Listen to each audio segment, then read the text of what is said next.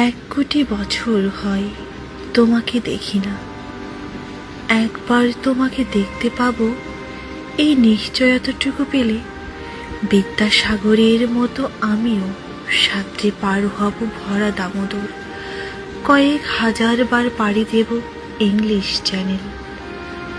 তোমাকে একটিবার দেখতে পাবো এটুকু ভরসা পেলে অনায়াসে ডিঙাবো এই গাড়ার প্রাচীর, ছুটে যাব নাগরাজ্যের পাতাল পরিতে, কিংবা বোমারু বিমান ওড়ার শঙ্কিত শহরে।